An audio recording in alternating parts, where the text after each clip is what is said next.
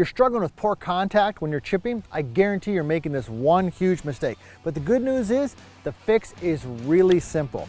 Now, whether you're sculling it, chunking it, shanking it, it doesn't matter. If you have poor contact when you're chipping, you're not gonna be a good chipper. So the mistake that I see most amateur golfers make is they do not understand that the weight on their feet, forward, backwards, heel, toe, has a huge impact on where the club hits the ground. Now, I've got a good drill to kind of help you stabilize that in a second, but let me kind of walk you through that. So first of all, when I'm set in here, if I get my weight a little bit forward on my lead foot, which is where we want it, but if that weight moves one way or the other, the bottom of the swing or where the club hits the ground also moves. So let me demonstrate. I'm going to keep my weight a little bit forward on this one, and you'll notice that when I swing the club, I hit the ground pretty much in the same spot.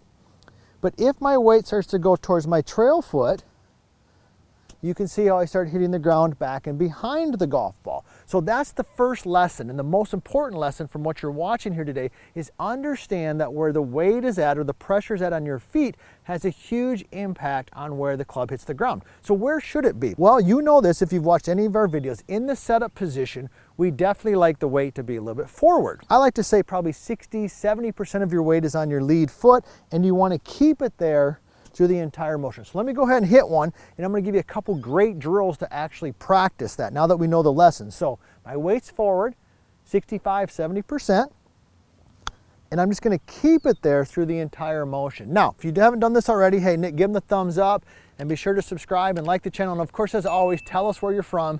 We love hearing where you're from here at VLS Golf and US Golf TV. Now the drills, one you've seen before, is to just take your lead foot, put it forward, take your trail foot and put it back. Now the trail foot I like to use almost like a kickstand. It's just there for balance. Okay, and go ahead and make a few motions and just notice how your weight stays forward and you kind of feel that weight, okay, in your lead thigh. And you can even hit shots like this, or chip shots I should say.